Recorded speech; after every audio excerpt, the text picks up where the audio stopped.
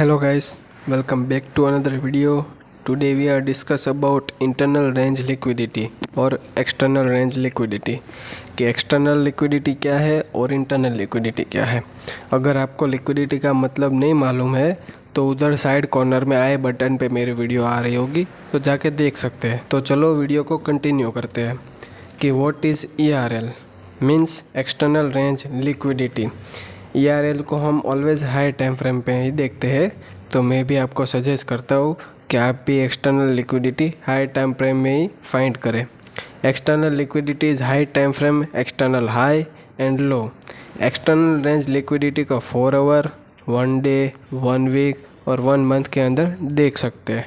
Next, what is IRL means internal range liquidity. IRL को lower time frame में देखना better रहेगा। Lower time frame means 1 minute, 5 minute, 15 minute और maximum to maximum 30 minute. Internal range liquidity के अंदर order block, breaker block, FVG, swing high, swing low होता है। तो अभी हम समझते हैं एक एग्जांपल के साथ कि ERL और IRL कैसे वर्क करता है।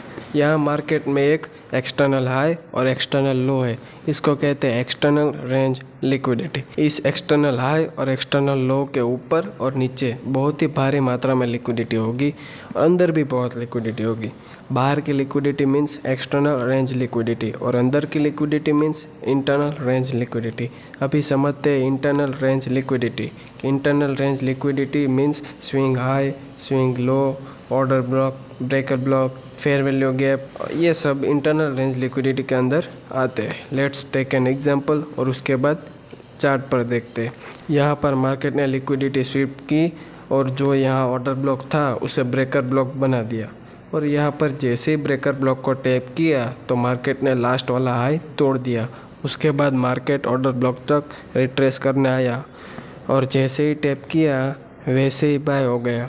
उसके बाद FVG बनाता गया और जैसे मार्केट में रिट्रेसमेंट आने के बाद FVG को टैप किया, लास्ट वाला हाई ब्रेक कर दिया।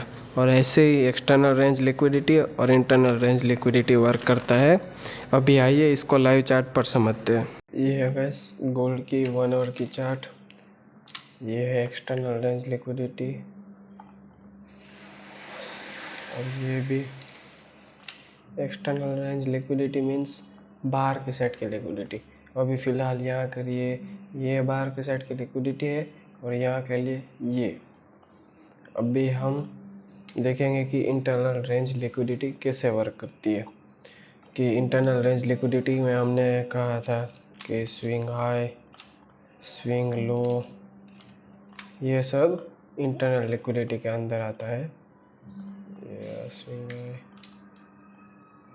ये स्विंग हाई, ये स्विंग लो, ये स्विंग हाई, ये स्विंग लो, वैसे ये स्विंग हाई और ये स्विंग लो, ये स्विंग लो। इसके अंदर ये इंटरनल रेंज लिक्विडिटी के अंदर ये है स्विंग हाई और स्विंग लोस। और भी कुछ आता है जैसे कि यहाँ पर fair value gap, fair value gap internal liquidity के अंदर आता है। ऑर्डर ब्लॉक आता है, देखो यहाँ पर, और ब्रेकर ब्लॉक बोला था ना, हाँ ब्रेकर ब्लॉक, ये रहा ब्रेकर ब्लॉक।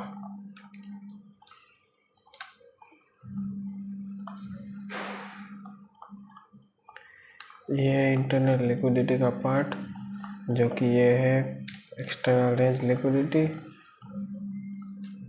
ये एक्सटर्नल रेंज लिक्विडिटी है और ये सब इंटरनल रेंज लिक्विडिटी है। अभी यहाँ पर मार्केट वर्क कैसे करेगी?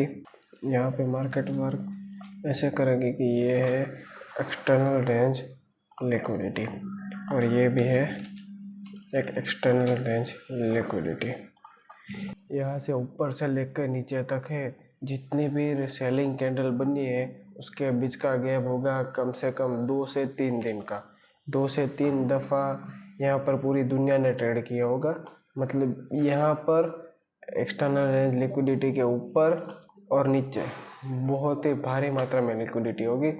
तो अभी जैसे यहाँ से मार्केट रिवर्स हुआ, यहाँ मार्केट स्ट्रक्चर शिफ्ट दिया मार्केट ने, यहाँ पर जैसे मार्केट स्ट्रक्चर शिफ्ट दिया वैसे मार्केट यहाँ पर इंटरनल रेंज लिक्विडिटी लेने आया। Order block, fair value gap, swing high, swing लो, ये सब इंटरनल रेंज लिक्विडिटी की तरह ही वर्क करते हैं। और जैसे यहाँ पर मार्केट ने ऑर्डर ब्लॉक का टैप किया वैसे मार्केट यहाँ से ये जो रिट्रेसमेंट था बाइंग साइड का उसका हाई तोड़ दिया। मतलब जो ये लास्ट वाला स्विंग हाई था ये मार्केट ने ऑर्डर ब्लॉक को टैप करने के बाद तोड़ दिया। अभी हम सेलिंग साइड देख रहे होते तो स्विंग लो टूटते जाते कि यहाँ पर जैसे मार्केट यहाँ पर हमारा सेल का ट्रेड चालू है तो भी रिट्रेसमेंट बाई साइड होगा और हमारा ट्रेड जो कंटिन्यू होने वाला है स्विंग लो टूटेगा। यहाँ पर वैसे उसका उल्टा है, जैसे यहाँ पर मार्केट बाई साइड शिफ्ट हो गया वैसे मार्केट ने ऑर्डर ब्लॉक का टैप किया, टैप होने के बाद ये स्विंग आए वो मतलब मार्केट ने तोड़ दिया। ये स्विंग लो बचा है मार्केट में, स्विंग लो ये भी लिक्विडिटी की तरह ही वर्क करता है। स्विंग लो के ऊपर और नीचे दोनों तरफ लिक्विडिटी पड़ी होती है। और यहाँ पर हाई तोड़ते ही मार्केट ने एक रिट्रेसमेंट दे दी बड़ी वाली, और रिट्रेसमेंट देने के बाद उसके पीछे का रीज़न है ये फेयर वैल्यू गैप।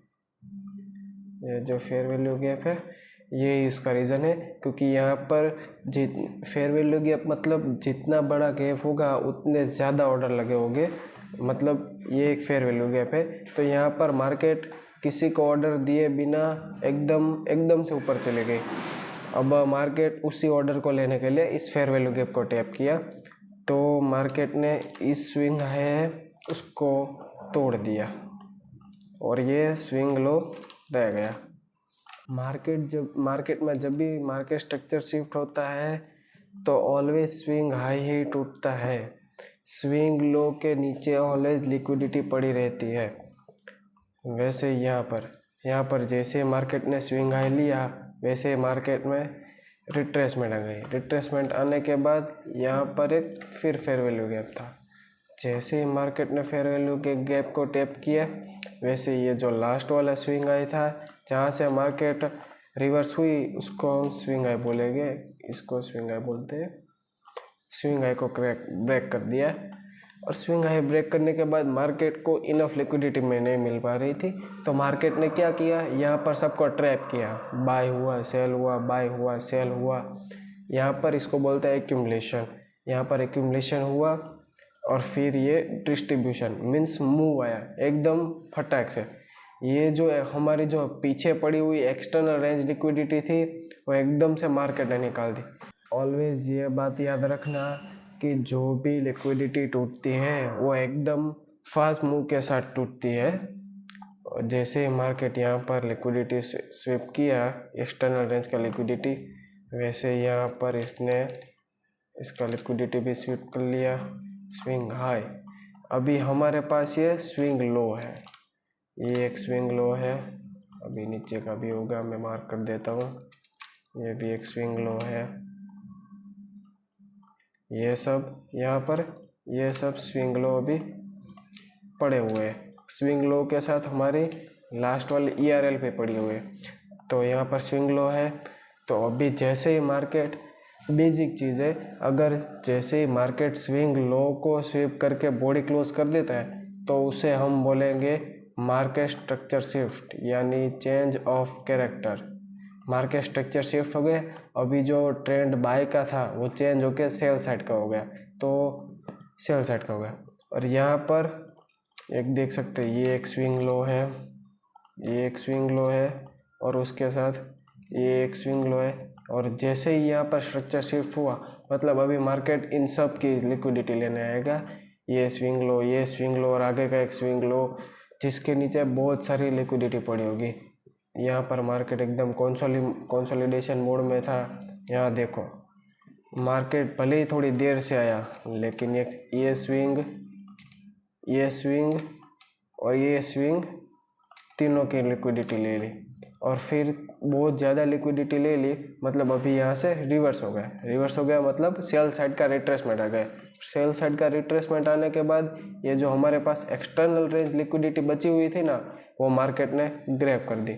मतलब यहाँ पर जैसे यहाँ पर ये एक्सटर्नल रेंज लिक्विडिटी गई, मार्केट ने स्ट्रक्चर शिफ्ट किया और यहाँ पर जितने भी स्विंग लो के नीचे लिक्विडिटी पड़ी हुई थी और उसका लिक्विडिटी लेने गया। तो चलो गाइस, मिलते हैं नेक्स्ट वीडियो में। तब के लिए गुड बाय और हैप्पी ट्रेडिंग। और नेक्स्ट वीडियो कौन सी चाहिए आप कमेंट करके ज़रूर बता सकते हैं। Good bye guys.